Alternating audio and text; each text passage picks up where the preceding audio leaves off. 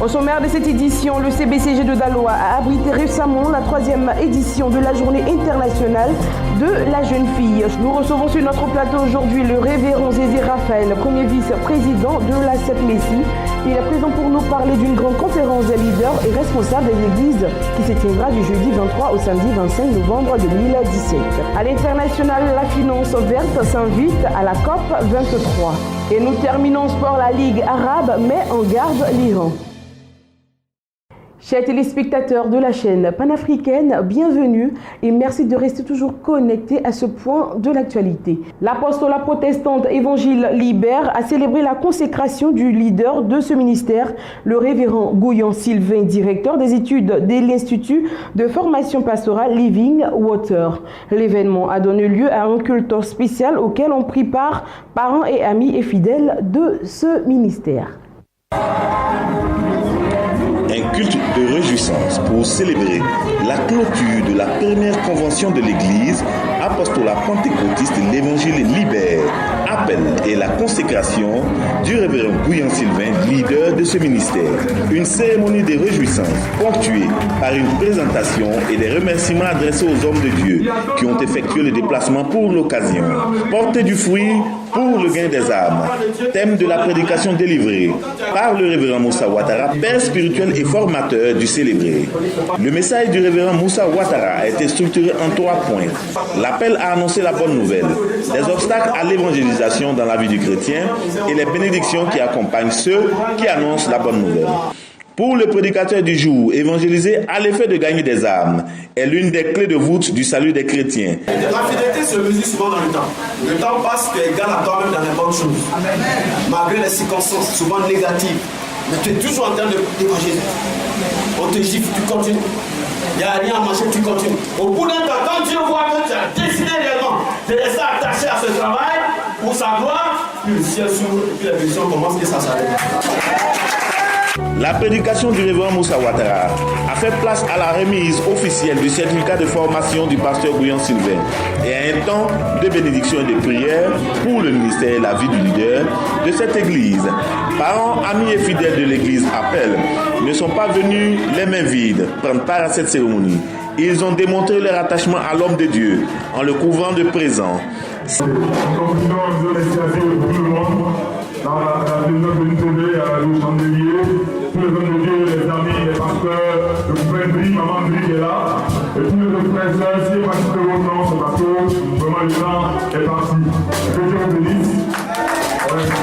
Pasteur Gouyon Sylvain totalise 16 années de sacerdoce. Il est le fondateur de l'église Appel, église créée en 2009, et directeur des études de l'Institut de formation Living Water.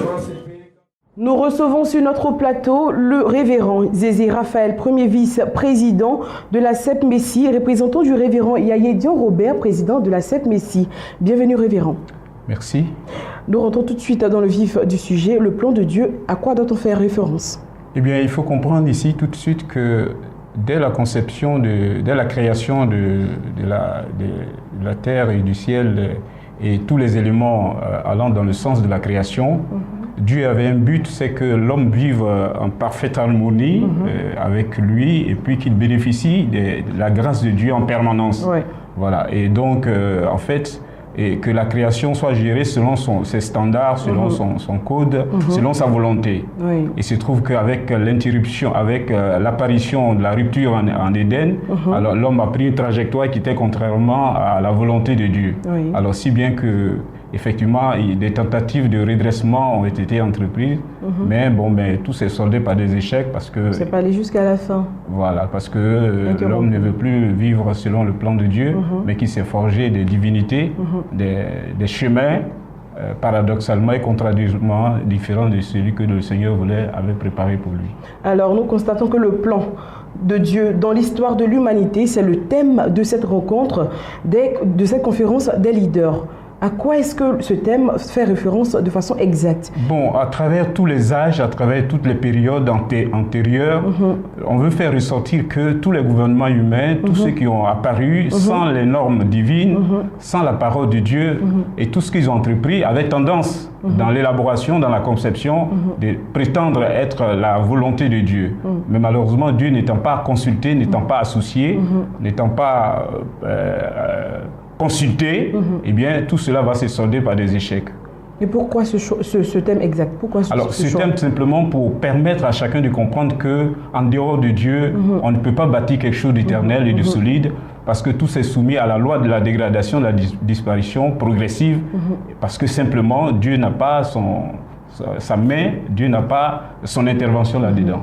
On constate que tout au long de cette conférence, on parle du temps.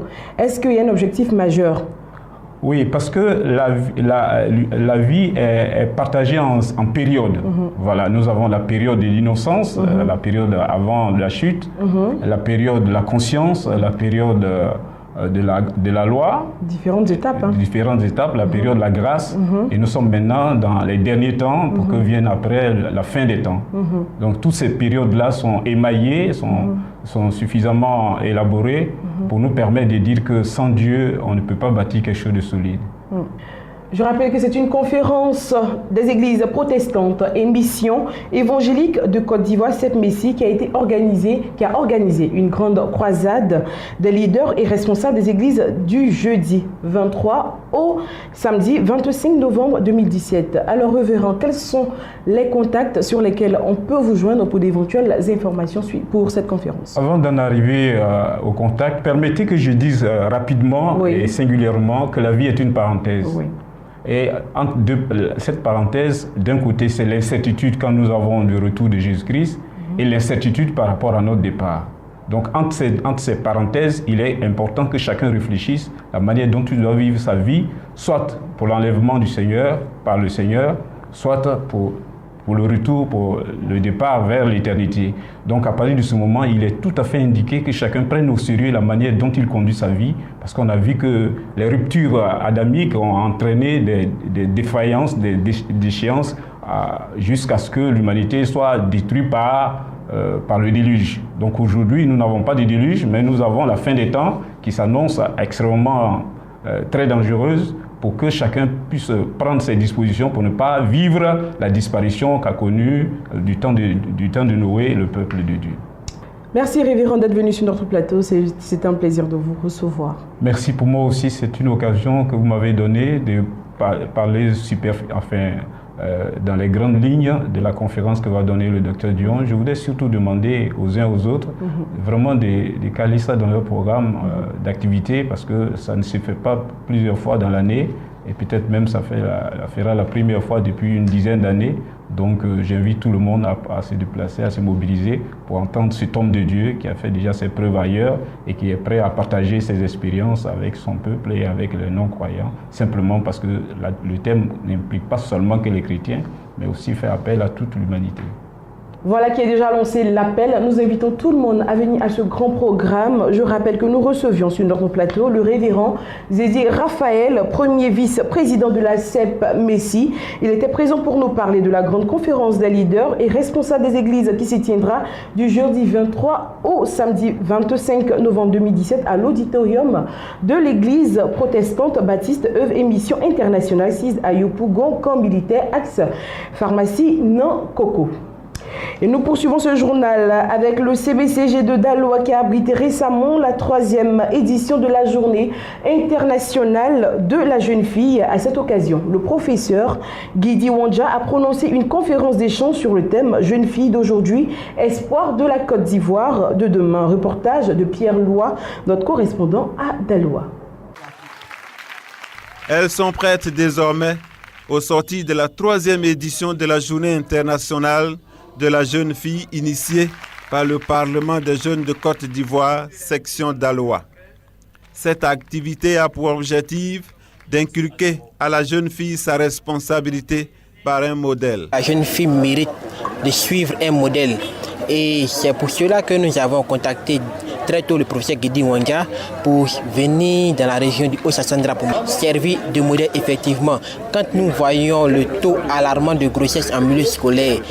Par une conférence échange, le professeur Guidi Wandja a entretenu les élèves et étudiants de Daloa sur leurs responsabilités d'espoir de la Côte d'Ivoire de demain. Nous avons le devoir de leur servir de modèle et de leur les guider pour ne pas qu'elles tombent dans certaines facilités qui les détournent de leur avenir. Et j'ai bien dit que la femme est le socle de la famille. La femme est l'avenir. Le président Houphouët-Boigny disait « Éduquer un homme, c'est éduquer un individu. Éduquer une femme, c'est éduquer une nation. » Donc ces jeunes filles-là, c'est elles qui vont éduquer les enfants de demain, les enfants qui vont la Côte d'Ivoire de demain, une Côte d'Ivoire qui répond à notre hymne national. Voici les raisons de cette grande mobilisation. Plusieurs intervenants ont soutenu cette initiative combien de fois pertinente. Nous avons reçu une autorité éminente du monde universitaire en la personne du professeur Guidi Wandja. Et les conseils avisés qu'elle a donnés, je pense que nos étudiants pourront mettre cela à profit pour réussir dans leur cursus. Quant à la présidente de l'ONG Réalique Côte d'Ivoire, cette activité est à pérenniser afin de réduire considérablement la prostitution et autres grossesses en milieu scolaire dans la région du Haut-Sassandra. Au moins 4 personnes ont été retrouvées mortes dimanche matin dans un bidonville de Nairobi où la découverte des corps gisant dans la rue a provoqué des échauffourées, a-t-on appris de sources policières et auprès de médias kenyans. Au moins 4 personnes ont été retrouvées mortes dimanche matin dans le bidonville de Mathare à Nairobi, la capitale kenyane. Cette découverte a provoqué des échauffourées entre policiers et résidents en colère. 3 véhicules, dont 2 bus, ont été incendiés. Ceux qui posent ces actes sont ceux qui ont déjà perdu et veulent conserver le pouvoir par la force. Mais nous allons les neutraliser en utilisant le pouvoir du peuple, a déclaré Raila Odinga qui s'est rendu sur les lieux. On ignorait dimanche si les victimes avaient succombé à des blessures par balle ou à l'arme blanche. Selon un responsable policier, des habitants en colère sur place estiment que ces meurtres ont un caractère politico-ethnique et accusent des membres d'un groupe criminel appelé Mungiki d'en être les auteurs. Les Mungiki sont un redouté gang criminel Kikuyu, l'ethnie du président Uhuru Kenyatta, qui fut actif dans les violences politico-ethniques entre 2007 et 2008 et connu pour se prêter aux raquettes et pour violemment défendre les intérêts commerciaux de leur ethnie. La population du bidonville de Mathare est mélangée. Des Kikuyu y cohabitent avec des membres d'ethnie Luo et Luya, dont les leaders sont les principaux responsables de l'opposition, notamment son chef, Raila Odinga. Aujourd'hui, l'expression de finance verte est de plus en plus utilisée. À Borne, lors de la COP23, la question de l'investissement des entreprises et du secteur industriel dans la lutte contre le changement climatique a été l'un des points majeurs des discussions. Regardez. On parle de plus en plus de finances vertes. À Bonn, à la COP23, la question de l'investissement des entreprises et du secteur industriel dans la lutte contre le changement climatique est au cœur des discussions. Un exemple avec le Luxembourg qui veut utiliser son industrie financière pour promouvoir des projets écologiques et climatiques. Il a mis en place une plateforme verte pour les investisseurs. Nous avons au Luxembourg 4 000 milliards d'assets, d'avoirs sous gestion dans des milliers de fonds d'investissement. Nous sommes, après les États-Unis, la capitale mondiale pour les fonds d'investissement. Donc on a un réservoir de capitaux privés énorme qu'il faut amener à investir partiellement dans des projets verts. Les gens pourraient vouloir investir dans des projets spécifiquement axés sur l'atténuation des changements climatiques, l'adaptation à ceux-ci. Et c'est pour ça que nous avons développé les obligations vertes. Nous étions les premiers il y a 10 ans à en émettre. Nous sommes aujourd'hui toujours et de loin le plus gros émetteur d'obligations vertes au monde. La Banque européenne d'investissement veut maintenir sa place parmi les leaders de la finance verte. Elle a notamment participé au lancement d'un nouveau projet de marché boursier équitable. Aujourd'hui, le marché des obligations vertes a franchi le cap symbolique des 100 milliards de dollars.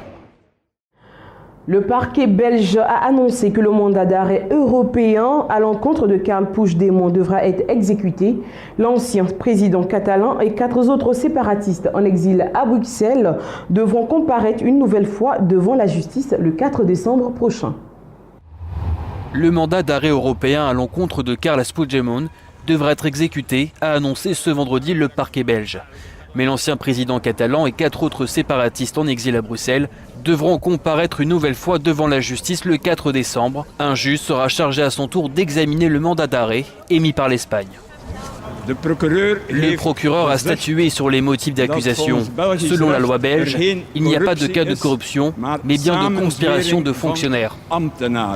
La veille, Carles Puigdemont et ses conseillers avaient été invités à dîner par un député du NVA, le parti nationaliste flamand, avec lesquels les séparatistes catalans semblent avoir trouvé des aspirations politiques communes, mais surtout un soutien local de choix. Un soutien qui ne plaît ni au chef du gouvernement belge, ni au gouvernement espagnol. En Allemagne, Angela Merkel est confrontée à sa plus grave crise politique en 12 ans de pouvoir. Les négociations pour former un gouvernement ont échoué. Cette situation pourrait à terme signer la fin de la carrière politique de la chancelière allemande. C'est un coup dur pour Angela Merkel. Peut-être l'une des plus graves crises politiques qu'a traversé la chancelière en 12 ans de pouvoir. Après des semaines de négociations, la nouvelle est tombée. Les libéraux du FDP se retirent des discussions. La coalition inédite entre conservateurs, libéraux et verts ne verra pas le jour. Leurs positions sont beaucoup trop éloignées. Nous serions forcés à abandonner nos principes et tout ce que nous avons fait pendant des années. Nous n'abandonnerons pas les électeurs en supportant une politique qui ne nous convainc pas. Mieux vaut ne pas gouverner que de mal gouverner. Au revoir.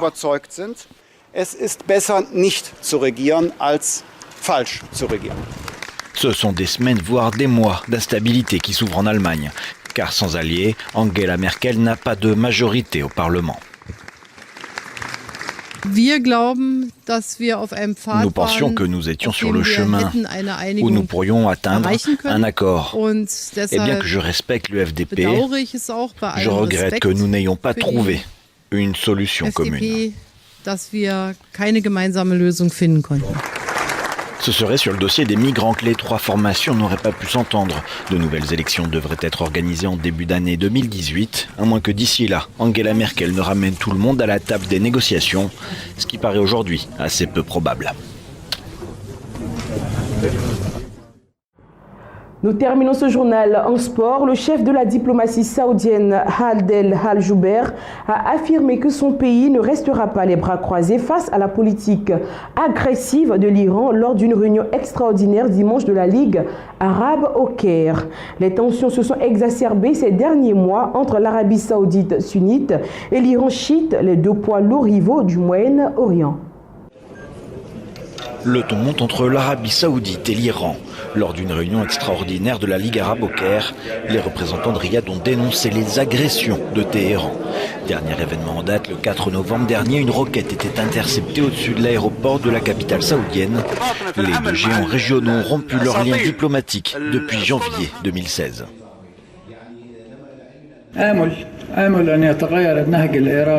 J'espère que les Iraniens changeront de politique et de comportement. Et j'espère qu'ils recevront le message de la colère arabe. Au même moment en Israël, cet homme, ministre de l'énergie Yuval Steinitz, a révélé ce qui devenait un secret de polichinelle. L'État hébreu entretient des relations secrètes avec plusieurs pays arabes, dont l'Arabie saoudite, car Tel Aviv et Riyad ont un ennemi commun, l'Iran. Ces dernières semaines, les tensions dans la région se sont accentuées sur fond de démission surprise de Saad Hariri. C'est ici que nous refermons ce point de l'actualité. Il a été préparé par l'ensemble de la rédaction de Béni TV. Excellente suite de programme. Dieu vous bénisse.